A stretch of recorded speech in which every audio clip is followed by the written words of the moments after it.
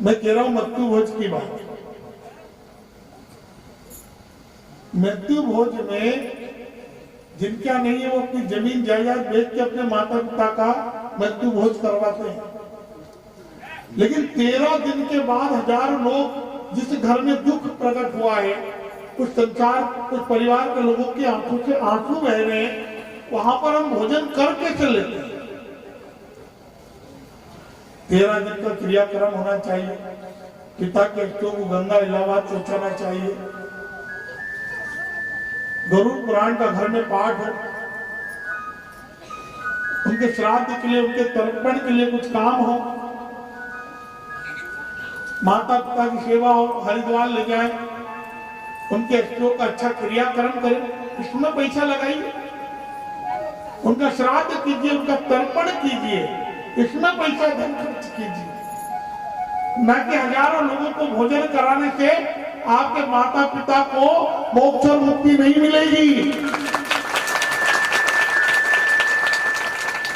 बल्कि आप अपने माता पिता की सेवा करोगे, उनके फूल हरिद्वार गंगा जी इलाहाबाद पहुंचाओगे, उनके लिए भागवत जैसी पुराण का पाठ करवाओगे।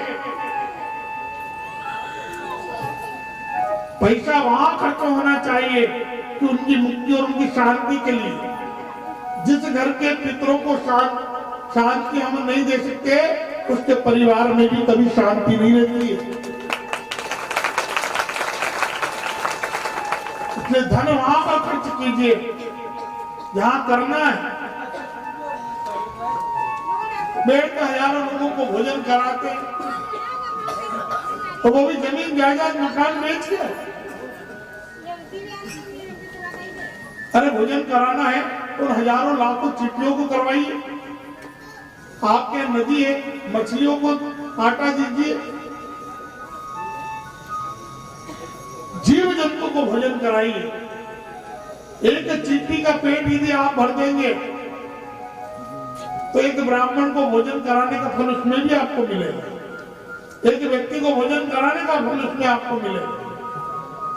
अरे नहीं हाथी को करा सकते तो थोड़ा सा आटे का चिन्ह बना के हजारों काली चींटियों को हम भोजन करा सकते हैं और फल सबको मिलेगा। इस कार्य को विशेषता दीजिए और यही विशेषता होना चाहिए। इसलिए मृत्यु भोज बंद होना चाहिए, बल्कि हमारे माता पिता का हम क्रियाक्रम अच्छे से करें, उनका श्राद्ध करें, उनका तर्पण करें, उनके लिए गया जी जाए, भागवत जी की कथा करवाए, उनके मोक्ष और मुक्ति का काम है। बड़ा दुख होता है कि वो दुखी परिवार के पास यदि धन नहीं रहता है, वो लोगों से उधार धन लाकर अपने हजारों जाति समाज वाले लोगों को वो भोजन कराता है।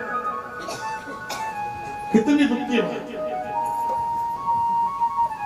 किसी तो कोई कन्यादान कर दो किसी गरीब की, उसमें वो पैसा खर्चा कर दो।